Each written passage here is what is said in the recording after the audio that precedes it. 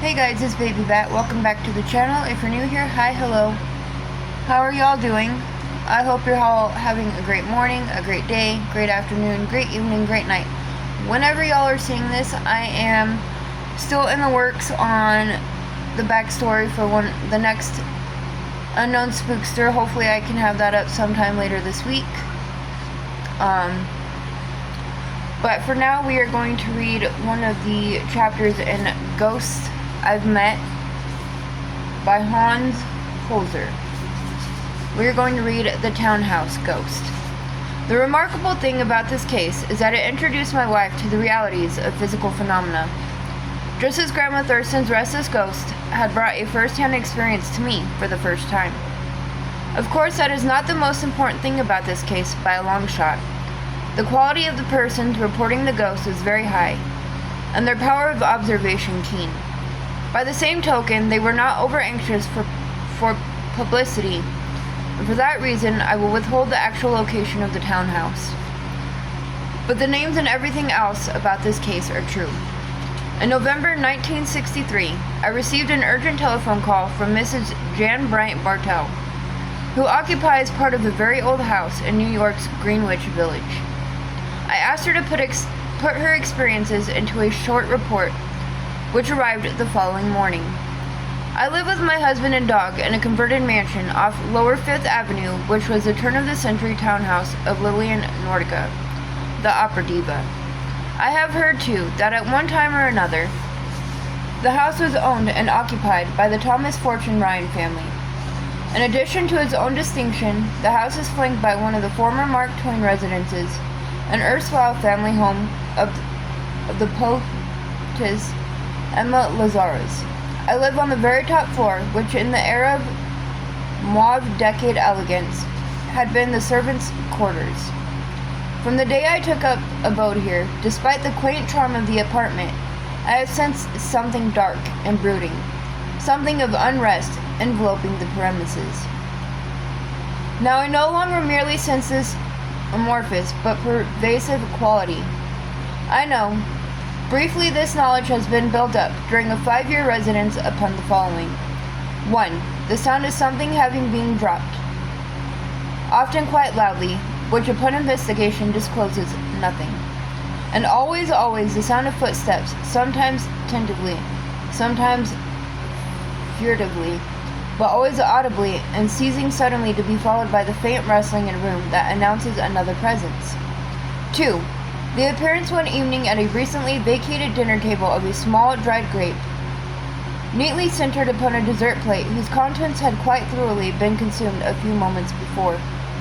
3. The fright of a cleaning woman upon claiming to have seen a woman in white go quickly through a small room. The woman assumed it was I until she found me in another part of the apartment. The same room having a vague sound of activity in it around 2:30 and 3 o'clock in the morning. And too often, for my shredded nerves, the sense of a tangible presence having come to stand beside my bed, to jerk me fearfully awake from a pre-sleep state. 4.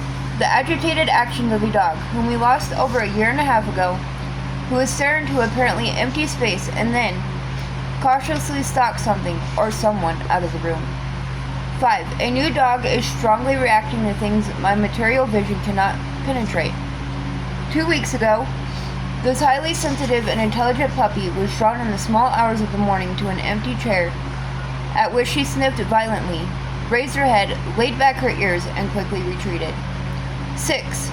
A few evenings ago, my husband and I were having a quiet conversation, when suddenly, a wild, weird sound came from the puppy, who was lying facing the disturbed and disturbing small room. We looked in amazement to see her mouth opened wide, with the half-wail, half-moan sounds coming from her throat. All the while, she quite plainly followed the progress of someone or something. When we rose to investigate, she entered the room gingerly, sniffed hard at the pillows upon my bed, and retreated. There have been other things which I shan't attempt to catalog here. Little things, and yet they loom large in creating the overall motive and psychic tapestry. By profession, I am an actress and writer, and an ardent amateur archaeologist. I seem to have a rather peculiar magnetism which prompts people to stare at me unabashedly, and which often draws quite perfect strangers to me with unsolicited confidences. For some time I have become increasingly aware that I am endowed with the psychic gift for precognition and for evoking a potpourri of odd little occurrences, which more mundane personalities are content to label coincidences, and dismiss at that. My husband and I are trying to find other quarters, but until they materialize, we need help.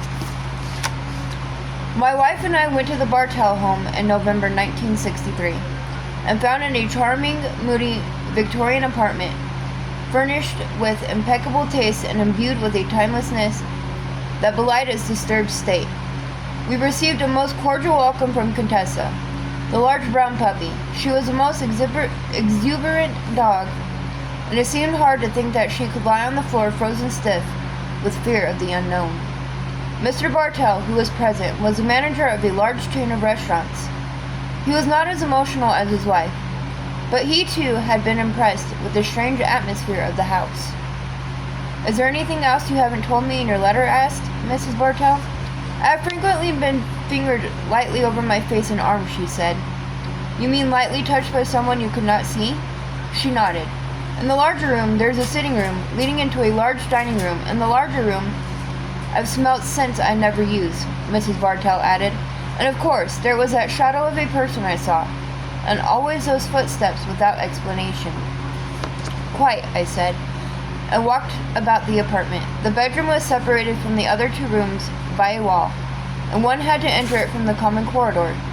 Evidently, the apartment had once been the living quarters of servants, as was the custom with the top-floor apartments of townhouses in the 19th century. Also, I felt very strongly that structural changes had taken place, and that perhaps the wall had been taken out and doors rearranged. Later, Mrs. Bartell confirmed this. "Let us sit down and go over your experiences once more," I suggested, "and please start at the beginning." Mrs. Bartell, a vivacious young lady with dark hair and sparkling eyes, thought for a moment, as if to put her recollections into proper sequence. "The beginning was in October, 5 years past, when we moved into the apartment. I had not been living here more than 2 weeks when it came to my attention that there was a certain book I wanted to own, which was being handled by Samuel Weiser, a bookseller who specializes in books on occult phenomena. I called the store and I asked if he had the book, and he said no, but that it would only take a few days to get it. In a few days he called me and said, 'Can you come in? I have the book you wanted.' It was a day on which I couldn't make that particular visit, and he offered to send a delivery boy over with it. I opened the door to a wildly disheveled, pale, quaking little fellow who stood outside with my book. Without saying hello, he said, 'Lady, is this house haunted?' I looked at him in amazement and said, 'Why do you ask?' 'Because somebody followed me up the stairs.' This was after I had been here 2 weeks, and I already heard footsteps. Constantly. I had told my husband and was accused of having great imagination. It was quite a shock to have a perfect stranger confirm all this. During the entire time I've lived here, there have been the sounds of footsteps. They come down the hall and appear to stop at the little door of that small room. I usually sleep in that room, since my husband snores a little and it makes me nervous. I stay up reading quite late. At 2:30 or 3 a.m. every morning, there's a constant movement behind the couch, and the hair and back of my neck stands up. Sometimes I say, 'For God's sake, God bless you, please, I'm exhausted, I want to get some sleep.' And it stops. It always stops." "Always at the same time?" I asked. "Yes, between 2:30 and 3 o'clock a.m. Also, I became very ill the first week we moved in here, and I've been ill on and off more than I have ever been in my life since we came to this apartment. I have almost never quite been well in this place. We were here about 2 weeks, and we had no curtains at the windows. We hadn't yet had a chance to have them made, and it was a very bright moonlit night. I was lying on the divan just ready to fall asleep. There were no lights whatsoever in the apartment, and I was ready to turn over on my left side. That would be facing the wall. Just as I turned over and was ready to sink into sleep, a huge black shadow went right across that wall, and I screamed. My dog almost jumped up to the ceiling. My husband came running out of his room, and I was sitting there, a shaking wreck. My husband insisted I'd seen the reflection of the trees outside, but the trees stopped at the 3rd floor, and it could not very well have been a tree.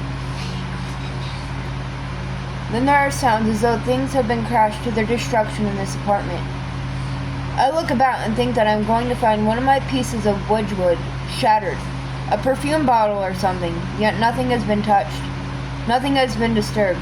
Nothing is broken. Do you ever feel a human presence? I asked. Mainly in this small room. There have been any number of occasions when I have just been ready to fall asleep. Times without number I have lain there, and felt, and sensed, and heard all at once this sudden presence, which kept me awake, and of course, there is nothing to be seen. After this has gone on long enough, I sleep with all the lights on. Anything else? Many times I would be in the kitchen, and I would turn around very quickly, because I felt somebody behind me. Of course there wasn't. I discussed this with a friend of mine, who was a highly intuitive person. She got very pale and said, "Well, I wasn't going to frighten you, Jan, but now I'm going to tell you. You recall when I came to visit you, we had been talking and you were going to show me something and had left the room. But I wasn't aware that you had gone. I was standing there reading something when I thought I heard you directly behind me. And I turned around to say, 'Jan, this is very interesting. Of course you were in the bedroom at the time.' 'Who was the person?' I asked. 'A very close friend of mine, Mrs. Mary Deach. She lives on the east side in the mid-50s. She said this has happened several times in the apartment. When I leave the room and she'll be busy with something and think that I've returned and start to speak, and of course, there is nobody there.' I pointed at the kitchen door. 'What about the time your maid saw a whitish form?' 'The cleaning woman comes in the afternoon. She is a very charming woman. We became very friendly and very fond of each other, and we chattered all the time. We got more chatter than cleaning done on some days. Well, one afternoon, I was in this small kitchenette. She was in the bathroom, and we were talking back and forth, when Dorothy came out of the bathroom and started to go into that room to tell me something, but in the midst of talking, she suddenly just stopped. I poked my head out of the kitchen and said, 'Well, what were you going to say?' She turned with a look of complete shock on her face and said, 'Mrs. Bartell, did you just leave that room?' I said, 'No, I did not.' She said, 'You've been in the kitchen all the time?' I said, 'Yes, yes.' She shook her head. 'I saw a woman in white just come through there. I was wearing a white blouse. It was summertime, so she thought it was me.' 'Did your husband ever hear anything?' I asked. 'He just hears footsteps. The footsteps go on at all hours. Early morning, early afternoon, late afternoon, early evening. I'm forever running into that long hall and saying, "Who is it?" And of course, there is nobody there.' 'Are they the footsteps of a man or a woman?' 'I'm not able to tell you that. They are tenacious and very light, walking very slowly.' There was a strange Sunday evening. We had an early supper, and then we went into the bedroom to watch a television program. Later, I remembered I had the dishes on the table, and I came in to do them. We had eaten a particularly delicious dessert in which we practically licked the plates clear. There just wasn't anything left on them. Yet, there, right in the center of my plate, very precisely centered, was a small dried grape. We had no grapes in the house. 'When was the last time you saw anything or heard anything unusual?' I asked. 'Well, the most recent occurrences took place last week, and about a week or so before that. I'll take you back to the earlier one. I was asleep, and was awakened out of a sound sleep for no reason I'm aware of. I sat bolt upright in bed, and looked around and felt very nervous. I got out of bed and came into the kitchen for a glass of water. Contessa, my dog, followed me in. I put the light on in the kitchen. It was about 3:30 or 4 in the morning, and was looking around when I heard this movement. There was Contessa at this blue chair. She sat bolt upright at the side and sniffed and peered at the seat, and then backed away.' 'You mean as if she had seen someone?' 'As if she had seen a figure sitting in that chair.' I hurried back to bed. When I lay down in my bed, my pillows and my sheets were cold as ice. The footsteps were heard at one particular location that night, near the bed. Footsteps are heard mainly during the day and in the hall, and I have gone to great trouble to ascertain that nobody was home. because it's an old building and the partitions are thin, and many times you can hear footsteps from the apartment downstairs. But at these times there was nobody home next door. There was nobody home downstairs in either apartment. When you heard the footsteps and your husband heard the footsteps, did they both seem to come from the same direction? Yes, they appear to come from this area down the hall. Mrs. Bartell, one more question, I said. In your earlier years, did you ever have any psychic experiences before you moved to this house? When I was a little girl of 9, I lived in Washington, D.C. One day I went with my parents to Mount Vernon. It was our first trip there. Mother and Dad had not seen the tomb of Martha and George Washington. It began to rain, and we took refuge in the cookhouse, thereby getting hopelessly lost in vast grounds. The rain stopped, and we set out from the wharf to the tombs, and in those days, there were no markers to the grave. We became hopelessly lost when I suddenly heard myself say, "I know where it is, just follow me." And of course I was laughed at. Most children are when they make statements like this. Well, I didn't lead them directly to the tomb, and I'd never been there in this life at all. When we left that evening, I was hopeful that I had calmed the house. I had turned towards the empty room and quietly spoken to the unseen visitor, telling her to leave the living alone and that her world was no longer the world of the flesh. Sometimes this will do it, sometimes not. A day later, Mrs. Bartell was on the telephone again. The footsteps were continuing. Could I come again? This time I decided to bring my favorite medium, Ethel Johnson Myers. On November 27th, we ascended the by now familiar old stairs to the top floor of the old townhouse. On arriving, Mrs. Myers, who had no idea of our plans for that evening, remarked that she felt the apartment full of great activity. It was at this moment when we were all quietly seated around the darkened room. The Bartells, Ethel, my wife and I, and a Mr. Rockefeller, a friend of the Bartells. It was at this moment that a small table next to my wife's chair jumped. It did not jump high or far, but she had her eyes on it at the time, and she said it moved of its own volition as if some unseen hand had touched it. Mrs. Myers observed a feeling of jealousy in the atmosphere and added, "I was touched. There is someone sitting on the settee between us." She felt a woman's presence almost at once. "She wants to go somewhere. There is urgency. But the apartment has been changed," she added, "and now the woman can't go." "I have a feeling the piano area is the center of activities here." "Correct," Mrs. Bartell nodded. "I feel a very young person and an aborted child whose remains have been here at one time." I thought of the 19th century servant woman and the rigid code of that time, and the many affairs quietly perpetrated in the fashionable town houses of that day.